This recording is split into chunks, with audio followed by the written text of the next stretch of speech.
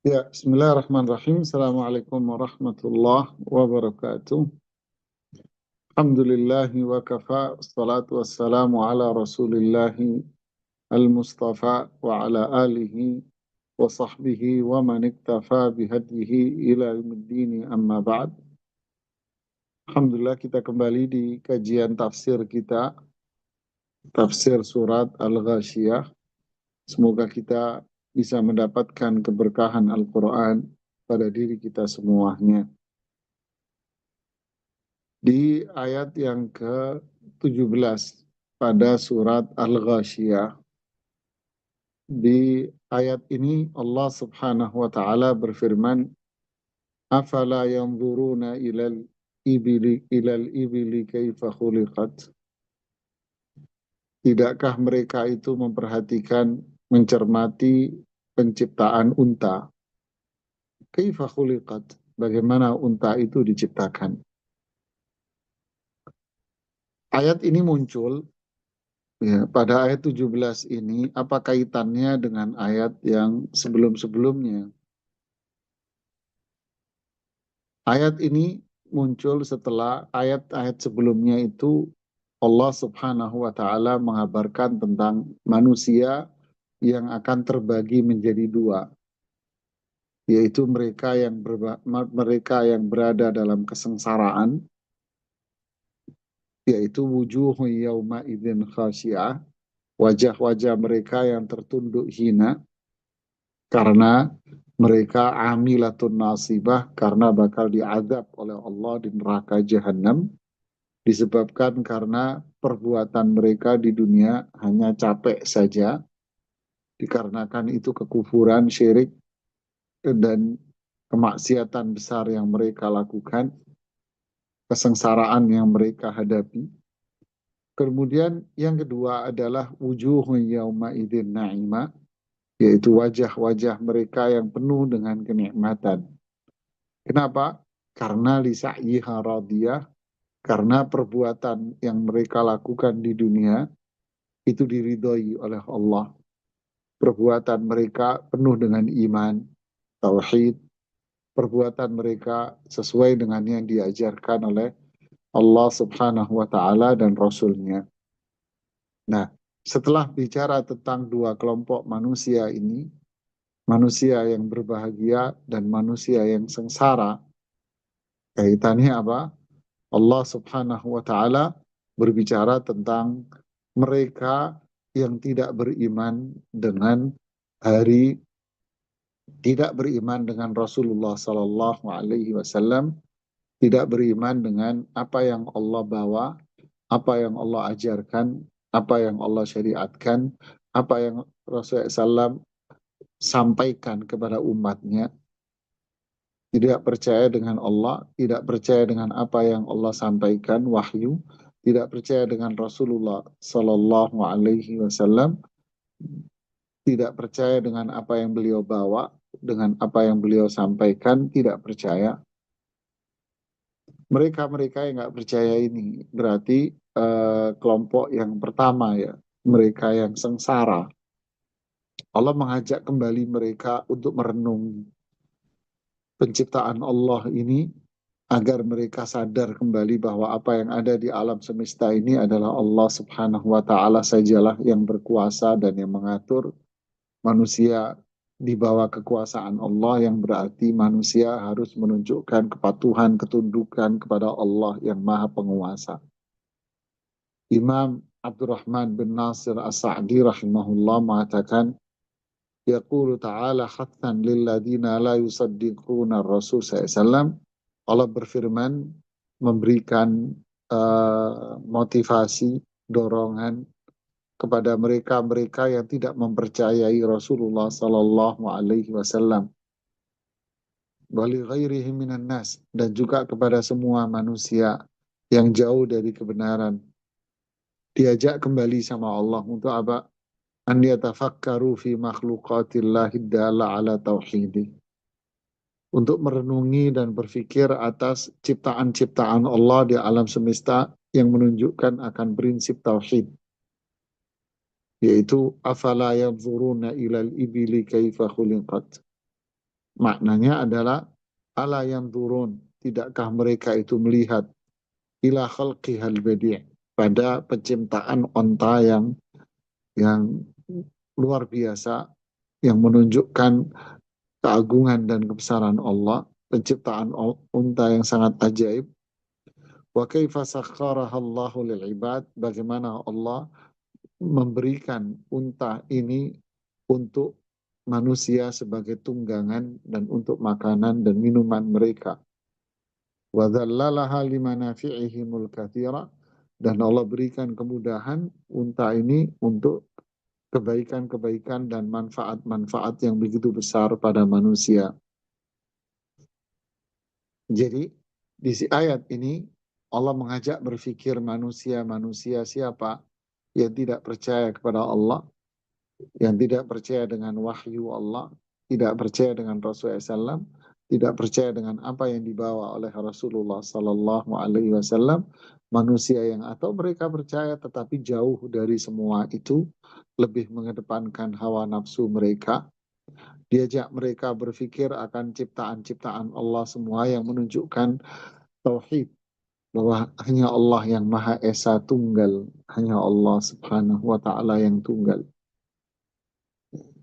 Artinya tidak ada suatu siapapun, tidak ada makhluk siapapun yang setara dengan Allah.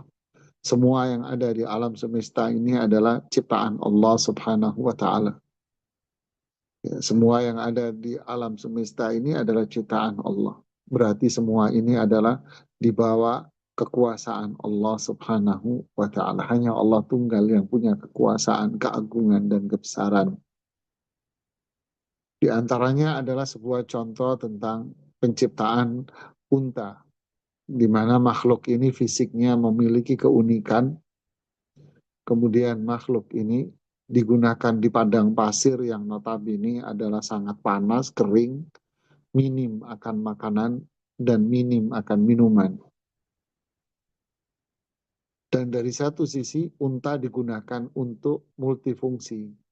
Bisa digunakan untuk berperang, bisa digunakan untuk tunggangan, dan bisa digunakan untuk mengangkut barang-barang semuanya. Barang-barang, benda-benda apa saja.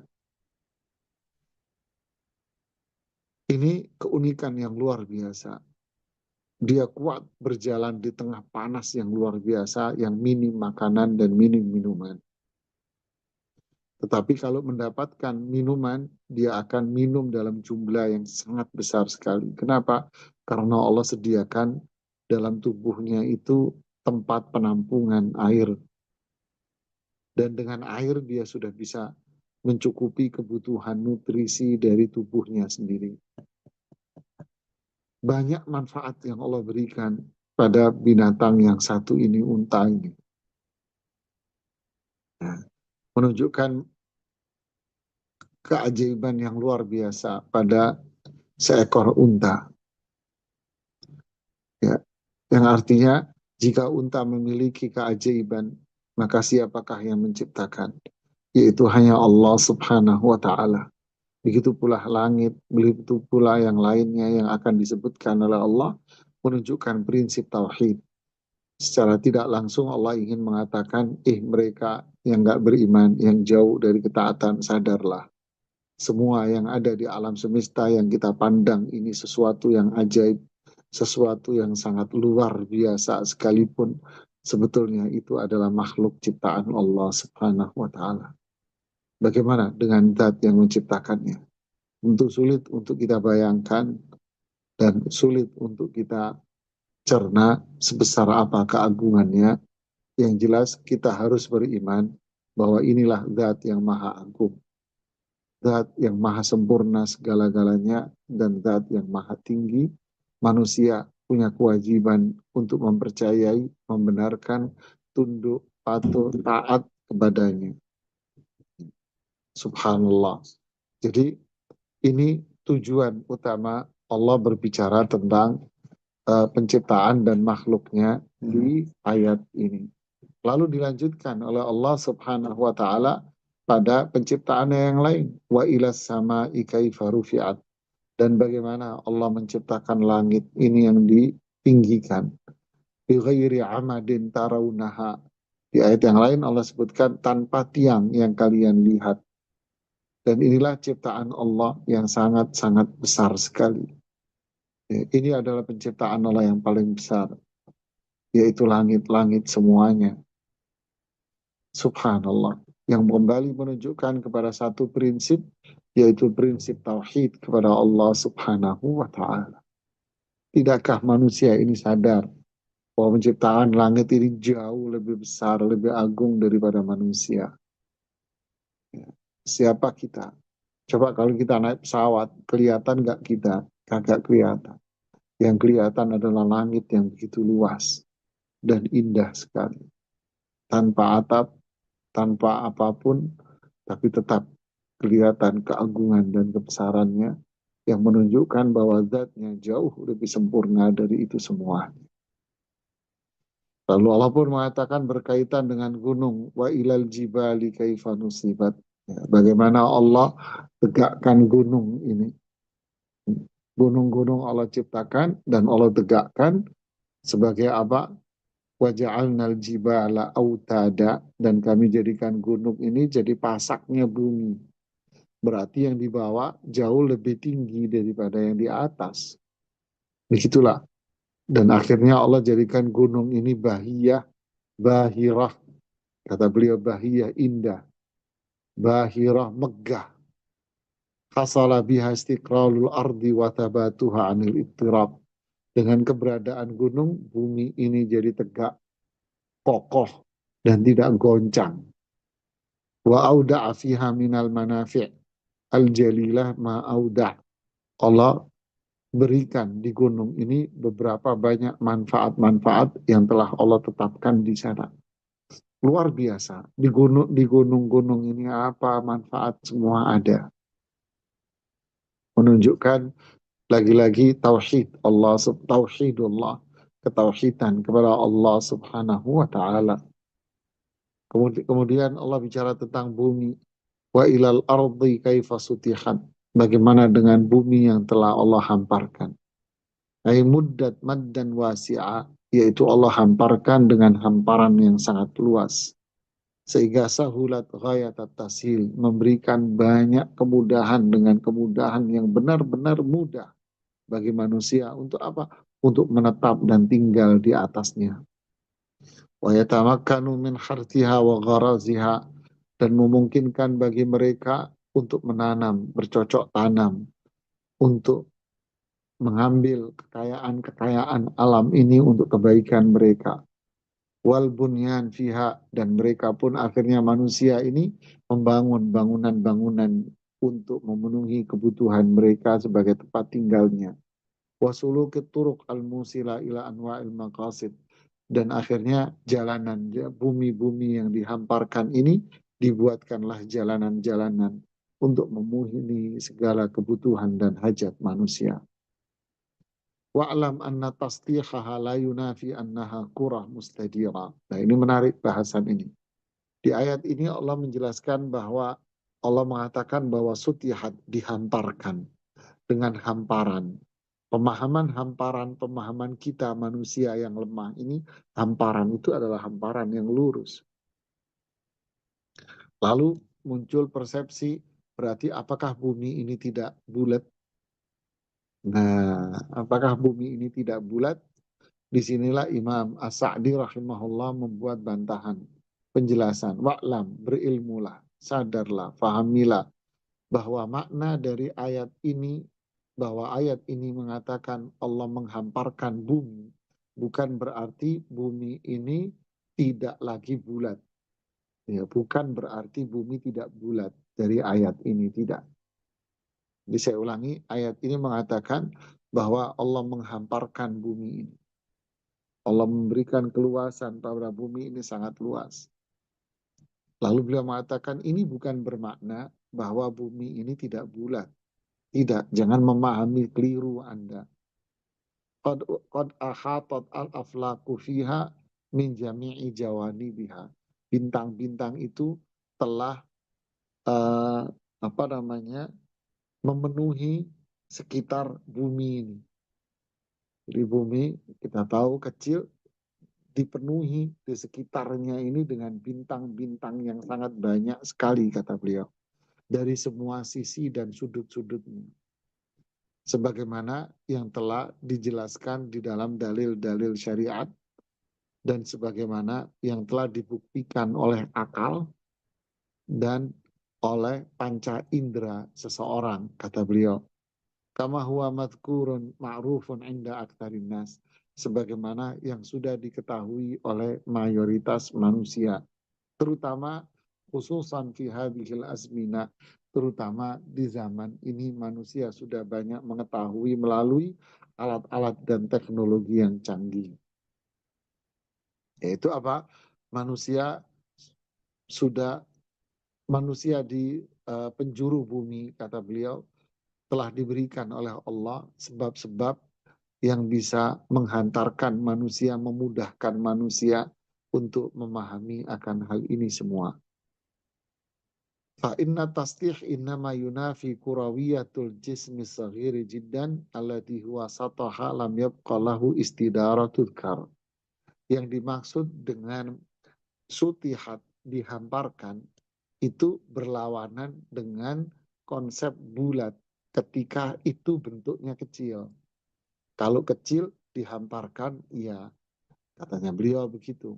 Kalau kecil dihamparkan, iya, tapi bumi ini luar biasa, tidak bermakna bahwa dihamparkan ini memberikan makna bumi tidak bulat. Ya, salah. Bumi tetap bulat, kata beliau. Nah, ini untuk mengapa namanya merubah persepsi negatif di pikiran kita, dan ini maknanya. Lalu kenapa Allah memberikan firman-Nya di sini bahwa bumi dihamparkan? Maksudnya adalah itu tadi penjelasan beliau, ingin menjelaskan kekuasaan Allah dan ingin menjelaskan bahwa bumi ini diberikan oleh Allah untuk memberikan banyak manfaat bagi manusia. Manusia, bahasa dihamparkan artinya memberikan kemudahan bagi manusia untuk beraktivitas di tempatnya dia. Dalam lingkup kecil, bumi ini dihamparkan dalam lingkup kecil. Makanya tadi disebut dihamparkan, itu ia berlawanan dengan bulat kecil. Lah kalau kita semuanya begini, wah kelak kita jatuh semua jamaah, tidak bisa melakukan aktivitas. Jadi untuk manusia seolah-olah bumi ini dihamparkan rata, padahal tidak. Bumi ini adalah bulat besar, dan ini memberikan makna Allah memberikan kemudahan bagi manusia untuk melakukan berbagai macam aktivitasnya, mulai mencari tempat tinggal bagi dia, untuk beraktivitas sehingga muncullah jalanan-jalanan, untuk mencari maisha, kehidupan bagi dia, mulai dari pertanian, peternakan, dan berbagai macam usaha-usaha yang ada di muka bumi ini. Semuanya Allah memang yang memberikan kemudahan buat kita semua. Berarti menunjukkan prinsip tauhid. Manusia jangan sampai dengan ini, kemudahan ini semuanya, manusia tidak sadarkan diri. Seolah-olah semua ini terjadi karena eh, diri manusia sendiri, karena kehebatan dia, karena kreativitas dia, karena dia dan dia dan dia. Makanya Allah mengatakan, fadzakir innama anta mudzakir. Fadzakir, manusia, ambillah pelajaran dari semua ini. Ya, wa'idhum, manusia, nasihati saudara Anda. Ambillah pelajaran dari kekuasaan Allah di alam semesta dan ingatkan kepada saudara-saudara Anda. Wa anzirhum, dan berikan kabar buruk bagi mereka yang syirik, kufur, ingkar, maksiat, dosa besar. Wa basyirhum, dan kasih kabar baik juga kalau mereka itu beriman dan bertauhid. Fa innaka mab'utsun li da'watil khalqi ilallah, karena Anda wahai Rasulullah SAW dan generasi penerusnya diutus untuk apa? Diutus untuk mengajak manusia kepada Allah dan mengingatkan manusia. Jadi tujuan menyebutkan kekuasaan Allah yang ada di alam semesta ini adalah untuk beriman, untuk bertauhid, untuk menunjukkan ketundukan dan kepatuhan manusia kepada Allah Subhanahu wa taala, Man arafa rabbahu arafa nafsah, kata Ibnu Qayyim rahimahullah. Di beberapa kitabnya beliau bilang siapa yang mengenal Allah maka dia mengenal siapa dirinya yang penuh dengan kelemahannya. Inilah Allah, berarti kita tahu diri kita ini lemah. Oleh karena itu iman, tauhid, ketundukan, kepatuhan kita dan kita mengajak orang lain untuk melakukan ini semua, maka inilah kemuliaan manusia. Seperti yang ada di surat Al-Asr. Innal insana lafi khusrin. Manusia itu rugi. Kenapa? Tidak beriman, tidak bertauhid, tidak beramal saleh, tidak mengajak orang lain, ego, mementingkan diri sendiri, hanya mementingkan dunia saja. Illa kecuali mereka yang tidak beruntung, mereka yang tidak merugi, ya, mereka yang tidak merugi siapa? Berarti berada dalam keberuntungan. Siapa mereka? Yang beriman, bertauhid, beramal saleh, mengajak orang lain, dan bersabar untuk tetap teguh tegar di atas ini semuanya. Fadzakir innama anta mudzakir. Tugas kita ini mengingatkan. Innama anta mudzakir. Tugas kita mengingatkan. Tugas kita bukan memaksa orang untuk iman, tauhid, dan tunduk patuh kepada Allah. Kita bukan untuk memaksa orang. Tugas kita hanya menyampaikan sabda, menyampaikan wahyu Allah, sabda Rasulullah SAW, petunjuk Rasulullah SAW yang benar, kita menyampaikan saja dengan penuh bijak dan kebaikan. Bukan kewenangan kita untuk membuka hati seseorang untuk menerima hidayah. Sehingga kalau kita menyampaikan dia nggak dengar terus kita pegel, sakit hati, kesel. Tidak. Hidayah yang membuka itu Allah. Kewajiban Anda innama anta mudzakir. Anda cuma menyampaikan. Ketika kita menyampaikan berarti apa namanya? Berarti kita telah melakukan tugas kita. Berarti kita sudah mendapatkan pahala dari itu semuanya. Ya. Kemudian Allah mengatakan apa? Lasta alaihim bimusaitir. Nah, kan kita ini cuma menyampaikan, mengingatkan. Ad-dinun nasiha, kata Rasulullah SAW, agama ini nasihat. Ya, agama ini nasihat. Allahu Akbar. Agama ini nasihat, kita nasihat sesama manusia. Ya. Lasta alaihim bimusaitir. Ay lam tub'at musaitiran 'alan nas. Kita tidak diutus oleh Allah untuk mengatur manusia. Jangan ngatur mereka. Ya. Musallitan muwakkalan bi'amalin. Ngatur manusia, ngurusin perbuatan manusia. Akhirnya apa namanya? Jadi orang yang mencela, mencaci, menghina, dan merasa dirinya sendiri yang paling baik dan paling hebat. Kan berat. Ya. Na'udzubillah. Fa'idha qumta bima alaik fala alaika ba'da dzalika laumun. Kalau Anda telah melakukan apa yang menjadi kewajiban kita, maka Anda tidak akan dosa dan tidak ada celaan bagi Anda kalau mereka tidak mendengarkan nasihat kita. Anda sudah melakukan kewajiban. Menasehati, mengingatkan, memberitahukan sekali, dua kali, tiga kali, terus. Tapi kalau dia nggak beriman, Anda tidak berdosa. Bahkan Anda telah melakukan sebuah kemuliaan yang luar biasa. Tak perlu kita kecil hati, kok nggak didengerin. Nggak perlu, karena Anda sudah melakukan. Terus kita doakan terus, dia semoga dia. Dan tak perlu kita marah sama dia. Ya, tapi terus bersemangat untuk menjadi orang yang berbagi kebaikan dengan nasihat-nasihat itu semua. Fadzakir bil Qur'ani man yakhafu wa'id. Wa ma anta alaihim bijabbar. Kamu bukan orang yang memaksa orang, bukan. Maka ingatkanlah manusia dengan Al-Quran. Siapa yang takut akan ancaman Allah. Makanya siapa yang mengambil manfaat dari Al-Quran dan petunjuk Rasulullah SAW, mereka yang takut akan azab Allah. Dialah yang bisa mengambil manfaat. Inilah yang iman jemaah. Ya, illa man tawalla wa kafar. Ya, kecuali bagi mereka yang berpaling dan kafir.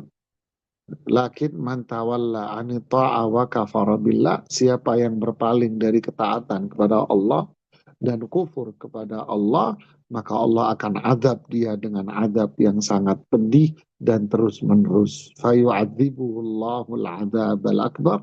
Allah akan adab dia dengan adab yang pedih dan terus-menerus adab itu. Inna ilaina iyabahum. Ingat, kalian akan pergi dan pulang ke tempat saya. Kalian yang kafir akan balik ke saya. Kalian yang beriman akan balik ke saya. Kalian yang syirik akan balik ke saya.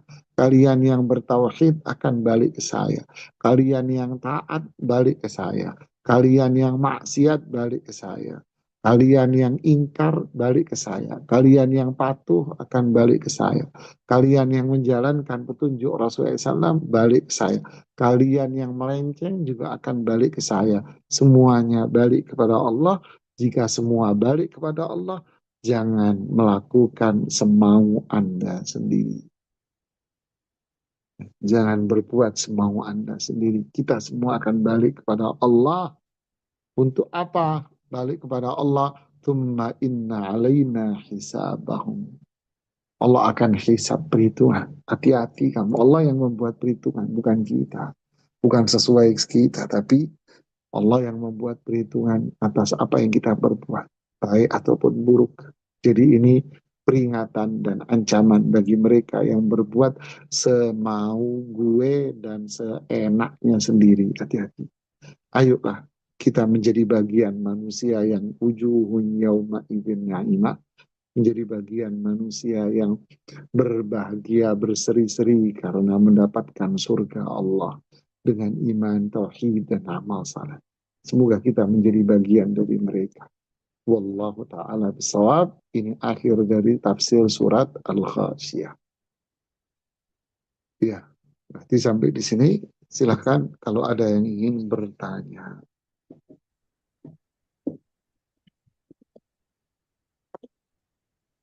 Baik, Alhamdulillah ada pertanyaan yang masuk, namun masih di luar tema. Kita kesempatan mungkin ada yang mau rasain terlebih dahulu. Jika tidak ada, kami izin bacakan pertanyaan yang masuk. Assalamualaikum, semoga Allah merahmati Ustadz. Mohon maaf bertanya di luar tema. Terkait fikih cara menentukan batasan urf dalam hal apakah ini termasuk berlebihan atau Cara masih menentukan wajar. apa? Cara Menentukan menentukan batasan urf. Urf. kurs, uruf, Urf, oh Ustaz. uruf, Yes, urf. uruf ya, ya. Ya, dalam hal apakah ini termasuk berlebihan atau masih wajar? Bagaimana cara menentukan batasan urf yang menentukan batasan urf dalam menentukan afwan, pertanyaan diulang. Apakah harus tanya beberapa orang yang berakal di kota kita? Kalau iya, berapa orang yang harus kita tanyai? Apakah tiga, empat, atau berapa? Atau cukup prasangka kuat kita saja bahwasanya ini sudah batasan urf? Gitu, Ustaz. Ya, barakallahu fiik. Pertanyaannya bagus sekali. Yang disebut uruf itu adalah ma ta'arafa alaihin nasu. Yaitu maksud kita adalah sesuatu yang memang sudah dilakukan manusia karena kebiasaan. Ini kebiasaan manusia. Kalau bahasa kita sudah jadi budaya lah. Budaya dan kebiasaan orang. Apakah ya Anda cukup melihat aja fenomena di masyarakat Anda. Mayoritas penduduk Anda seperti apa. Nah, itulah yang menjadi budayanya. Ya, itulah budayanya. Budaya Anda tinggal di Amerika, California, ini budaya yang mana. Yang tinggal di negara lain, di Indonesia, di Jawa, dan sebagainya, semua punya budaya masing-masing. Nah, para ulama membagi uruf ini menjadi dua. Pertama, uruf yang sahih, yaitu budaya dan kebiasaan yang sejalan dengan syariat Islam. Atau paling tidak ini dinilai oleh syariat Islam sebagai perkara yang mubah, boleh-boleh saja. Maka ini tidak ada masalah, silahkan Anda ikut melakukannya. Yang kedua adalah urfun fasid, kebiasaan dan budaya yang dinilai itu adalah bertentangan dengan syariat Islam, berlawanan dengan syariat Islam. Bisa jadi itu kekufuran, bisa itu syirik, bisa itu kemaksiatan yang melanggar aturan Al-Quran, Sunnah Rasulullah SAW, dan para sahabatnya. Berarti ini apa? Harus kita jauhi dan kita tinggalkan. Barakallahu fiik. Baik, syukur atas jawabannya. Kami persilahkan kepada yang sudah resen, eh, Ibu Fania, bisa bertanya kepada Ustaz.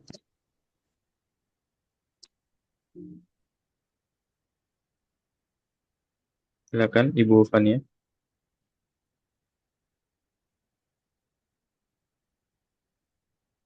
Eh, ini ada sabda Nabi SAW, setiap anak Adam pasti melakukan kesalahan, dan sebaik-baik orang yang berbuat kesalahan adalah yang bertobat.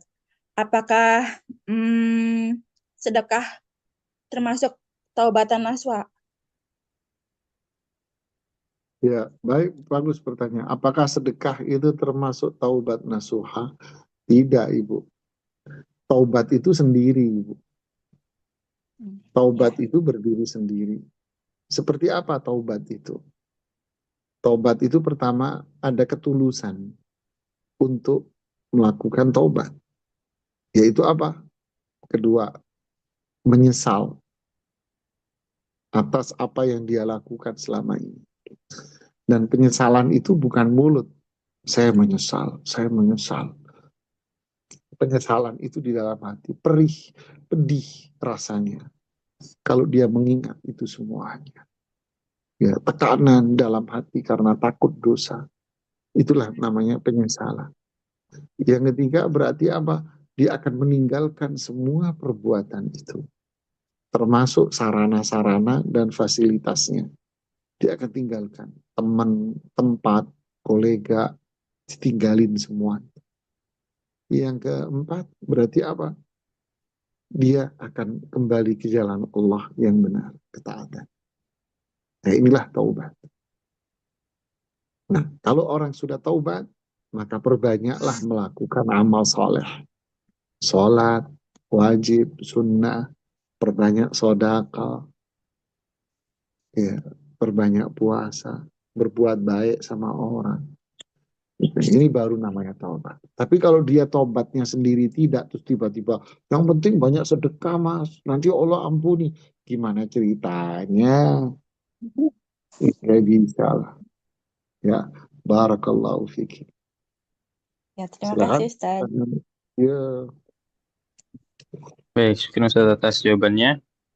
Eh, Kami bacakan pertanyaan yang masuk langsung pada kami. Assalamualaikum warahmatullahi wabarakatuh.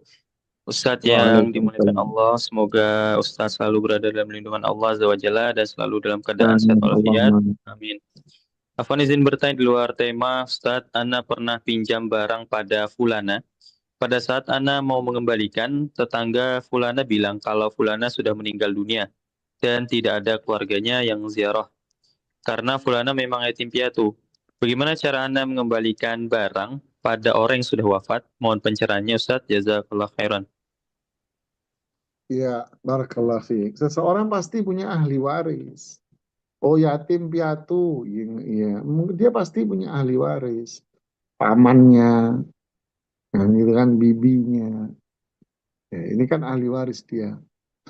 Tapi kalau nggak ketemu juga, wah nggak ada yang tahu Pak sama sekali. Di kampung ini nggak taunya ya dia tinggal dulu ayahnya ibunya wafat sejak dia dari kecil. Umpama disebut yatim piatu itu kan karena dia wafat dari kecil. Kalau sudah gede dibilang yatim piatu lah sedunia yatim piatu semua nanti. Jadi disebut yatim piatu karena masih kecil. Sudah meninggal semua orang tua jadi tidak ada yang tahu. Nah, sekarang barangnya gimana? Maka barangnya ini Anda nilai Sekarang barang ini bernilai tidak. Kalau barangnya bernilai ya sedekahkan barang itu ke orang lain. Ya, barangnya sodakohkan ke orang lain dan orang itu mengambil manfaat dari barang itu. Maksud saya barangnya bermanfaat tidak.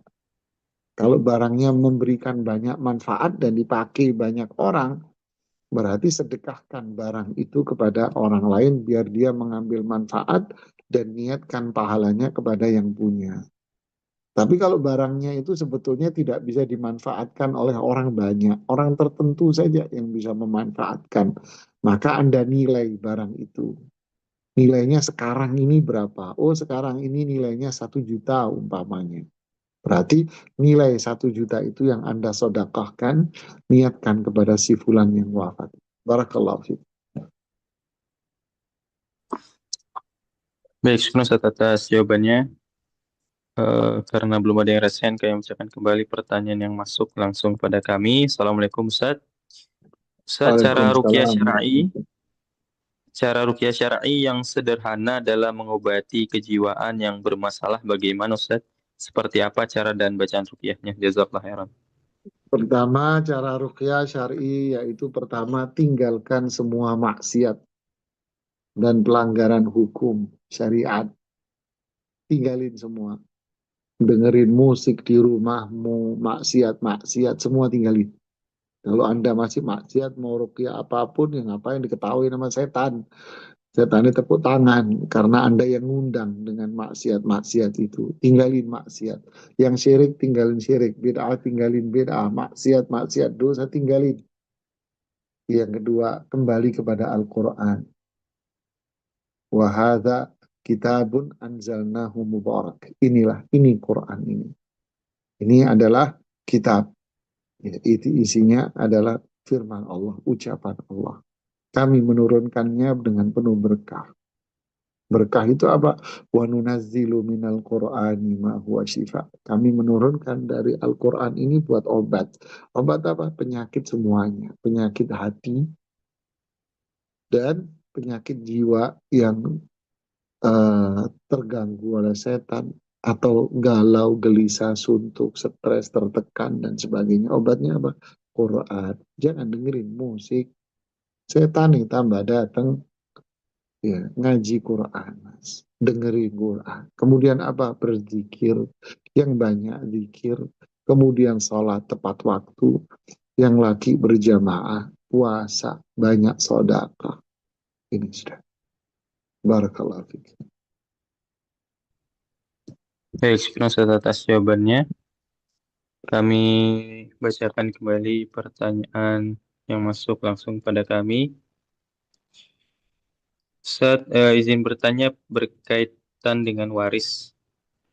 Kalau ayah sudah wafat telah lama sejak saya kecil dan sekarang sudah besar namun tidak tahu bagaimana proses pembagian waris saat saya masih kecil. Seperti apakah sudah dibagi atau tidak dan kalau sudah dibagi bagaimana pembagiannya? Saya tidak tahu. Apakah isu ini dibiarkan saja atau diungkit kembali? Jazakallahu khairan.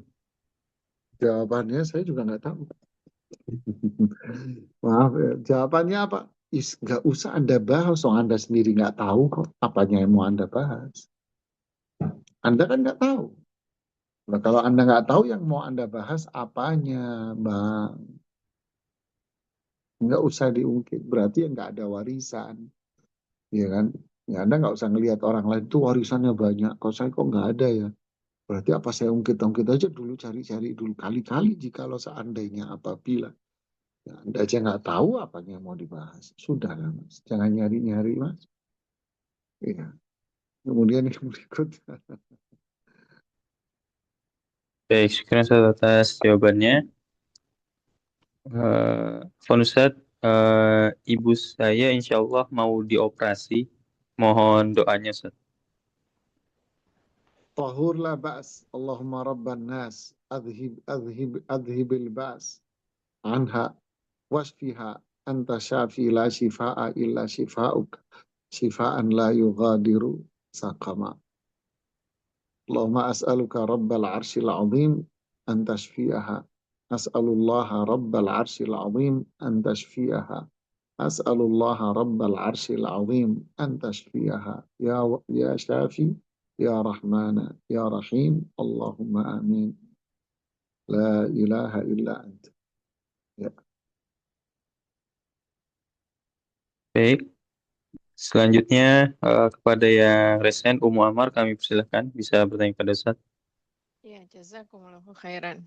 Alhamdulillah, Ustadz ini ada yang menyampaikan jazakumullahu khairan, mohon disampaikan kepada Ustadz Nizar yang telah menyampaikan Wa tadi iyyakum. bahwa dunia itu atau bumi itu bulat, Ustadz, karena ini sangat mengganggu di pikiran saya dan keluarga saya yang selalu berdebat tentang bumi itu sebenarnya datar. Semoga Allah merahmati Ustadz dimanapun berada. Barakallahu fiik. Untungnya apa Anda berdebat itu sama keluarga? Iya kan? Apa manfaatnya Anda berdebat itu? Sama aja dengan Anda ini mau berdebat Nabi Adam dulu tinggal di mana ya? Sama Hawa. Apa tinggal di Arab Saudi? Apa dulu ya? Kira-kira di mana? Perahu Nabi Nuh itu di mana ya? Dan kayak apa? Ini loh kami menemukan perahunya Nabi Nuh. Untungnya apa? Nggak ada untungnya. Berdebatlah, berdiskusilah. Diskusi yang bisa menguatkan iman, menambah amal saleh buat kita. Ya, barakallahu fiik. Ya Ustadz, Alhamdulillah. Jazakumullahu khairan Ustadz. Ustadz, pertanyaan tentang tadi tafsir yang Ustadz jelaskan di ayat 21 bahwa kita hanya memberi peringatan. Apakah di dalamnya termasuk juga amar ma'ruf nahi munkar? Tetapi saya diberitahu bahwa untuk melaksanakan amar ma'ruf nahi munkar ini harus belajar banyak. Tidak serta-merta misalnya kita melihat kemunkaran, eh, ini tanda kutip ujuk-ujuk kita beritahu Ya, atau kita peringatkan. Sebenarnya yang seperti apa ya Ustadz kalau memberitahu bahwa itu amar ma'ruf nahi munkar? Mohon penjelasan Ustadz, jazakumullahu khairan. ya, barakallahu fiik. Memberikan nasihat. Nasihat itu apa? Nasihat itu mengajak orang lain berbuat baik dan nasihat itu mencegah orang lain berbuat kemungkaran. Mengajak berbuat baik itulah amar ma'ruf, mencegah orang berbuat maksiat itulah nahi mungkar. Kemudian ketika kita memberikan nasihat yang tadi berarti kan kita tahu mana yang diperintahkan dan mana yang dilarang. Berarti kita tahu berdasarkan apa? Berdasarkan dalil, bukan berdasarkan perasaan. Nah, itulah yang namanya nasihat. Ya, barakallahu. Ya Ustadz, jazakumullahu khairan. Pertanyaan selanjutnya Ustadz. Assalamualaikum warahmatullahi wabarakatuh. Ustadz mohon nasihatnya apabila adik saya perempuan Ustadz mulai berdandan. Kemudian dia suka sekali foto, lantas pasang fotonya ini dia sendirian di akun-akun sosial medianya Ustadz. Dia ini memang masih remaja, tapi sebenarnya sudah menjelang dewasa juga Ustadz. Tapi sulit sekali dan seringkali saya kakaknya dikatakan kuno dan kuno terus Ustadz. Mohon bagaimana menghadapi dia ini Ya, Ustadz. Jazakumullahu khairan. barakallahu fiik. Perempuan itu kehormatan yang harus dijaga. Anda berdandan memang bagian dari keindahan sosok perempuan. Tapi apakah keindahan Anda itu untuk dipertontonkan kepada orang lain? Si Fulan punya berlian dan permata, indah, sangat indah. Apakah berlian dan permata dia dipertontonkan di hadapan orang lain? Binasa Anda. Begitulah perempuan. Silahkan Anda berdandan, tapi untuk diri Anda sendiri dan untuk yang di rumah. Bukan untuk dipertontonkan keindahan itu. Ini bukan sirkus dan ini bukan mall. Tapi ini diri saya yang harus saya jaga kehormatannya. Anda berlian dan Anda permata, tapi Anda bukan sirkus dan Anda bukan jalanan. Ya, sampaikan Kak seperti itu. Barakallahu fiik. Masya Allah. Ya Ustadz, ini pertanyaan keduanya dari yang bertanya Ustadz. Ustadz mohon nasihatnya juga, teman-teman adik saya ini terkadang ke rumah. Mereka samaan nih Ustadz, pakai celana panjang, kemudian pakai jilbab. Tapi jilbabnya yang dililit di leher dan pakai kaos lengan panjang yang panjang bajunya itu hanya sampai, maaf Ustadz, ke pantat. Jadi tidak lewat pantat. Kemudian mereka sholat bareng-bareng nggak pakai mukena di rumah Ustadz. Apakah sholatnya ini sah, diterima, atau bagaimana Ustadz? Jazakumullahu khairan atas nasihat Ustadz. Sholatnya tidak sah, batal. Karena syarat sah sholat adalah menutup aurat. Ini kok terjadi? Ya, itulah terjadi di negeri liberal. Terus apa yang harus Anda lakukan? Panggil, dudukin, nasihati sesuai dengan ilmu yang Anda ketahui. Masalah nerima, nggak nerima, itu di tangan Allah.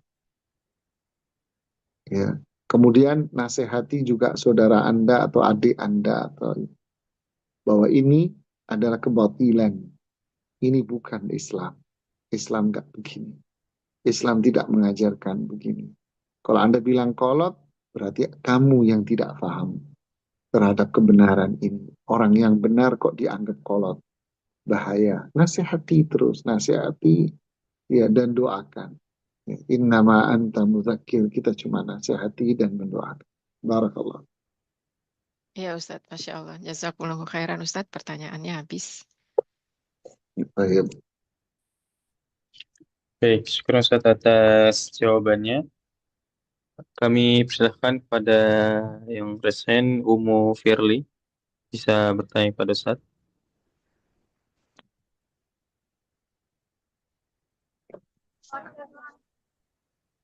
Bismillah, Assalamualaikum warahmatullahi wabarakatuh, Ustaz. Waalaikumsalam warahmatullahi wabarakatuh. Ustaz, mungkin ini masih terkait dengan yang penanya tadi tentang uruf, Ustaz. Kebanyakan di Indonesia itu ketika ada satu pernikahan, penghulunya itu sebelum ijab kabul itu pasti ada itu membaca istighfar dan 2 kalimat syahadat. Nah, ini apakah termasuk urus yang dibolehkan atau bagaimana ya Ustadz? Keadaan seperti ini. Mohon Ya, pencerahannya. Ibu. Ini bukan uruf, Ibu. Ini kejahilan KUA-nya, Ibu. Penghulunya yang gak ngerti, Ibu. Ya, mohon maaf. Karena mayoritas Pak Penghulu ini karena profesi, bukan karena kompetensi. Ya, itu kan profesi, bukan kompetensi, bukan ilmu. Ya, profesi. Saya pernah negor, tapi marah-marah dia ketika saya tegur. Kenapa? Ya, itu profesi, bukan ilmu ini. Dasar Islamnya dari mana? Jadi ilmu nurun, Bu, kata orang Jawa nurun. Dulu begitu ya udah turun temurun tanpa ilmu dia. Ngikuti dari penghulu yang lama begini ya udah ngikut. Penghulu berikutnya ngikut, yang lain begitu ngikut. Ini kejahilan. Harusnya dia belajar mengerti. Ya. Terus keluarga yang mau ijab kabul ngikut aja. Pokoknya yang dilakukan penghulu semuanya benar.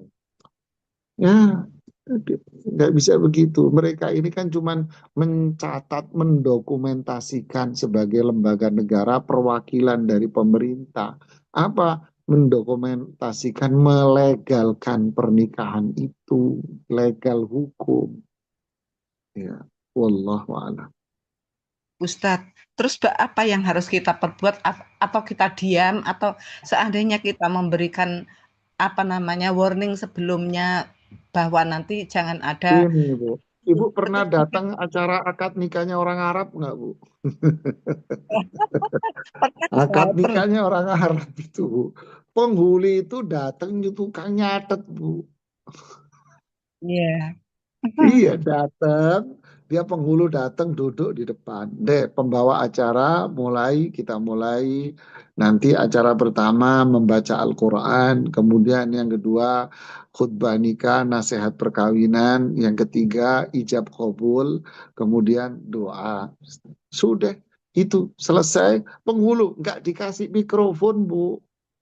Selesai semua, nggak dikasih mikrofon. Yang nyuruh ngasih penghulu mikrofon itu siapa? Ini WO-nya ini juga dablek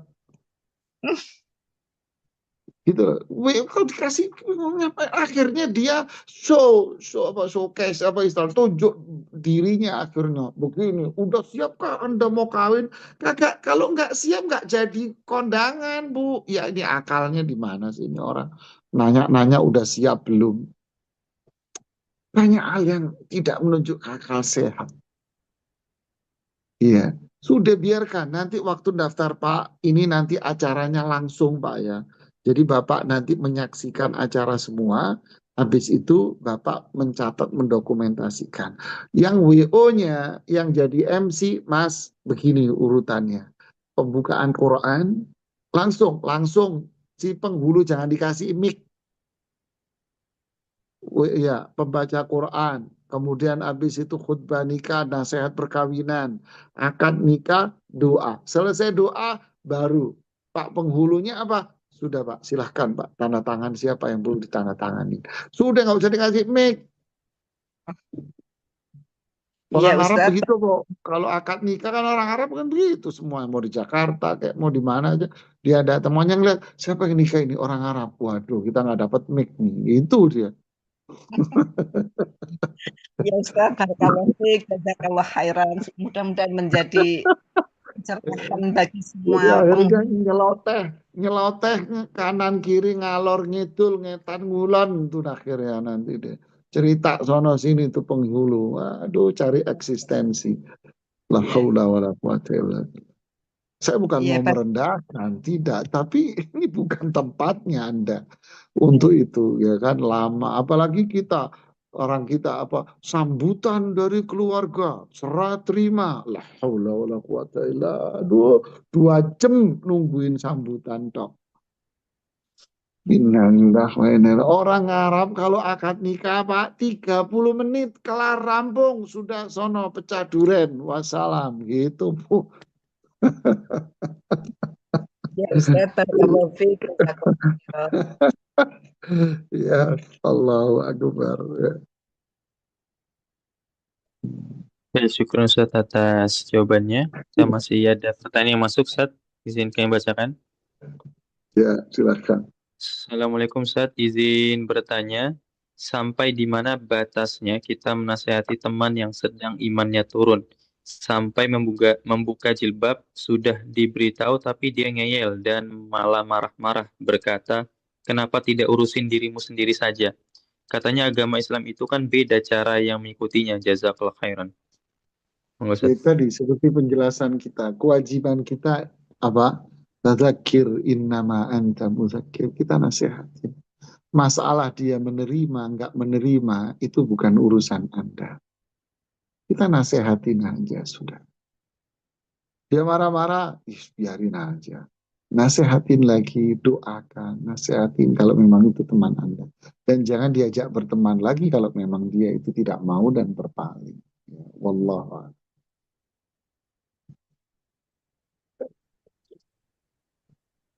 Baik, sepertinya sudah tidak ada pertanyaan yang masuk dan yang resen, Ustaz. Ya, barakallahu fiik. Ini yang bisa saya sampaikan. Semoga bermanfaat buat saya dan kita semua. Mohon maaf jika ada kekurangan, kesalahan dari diri saya sendiri. Subhanakallahumma bihamdik. Asyhadu an la ilaha illa anta. Astaghfiruka wa atubu ilaik.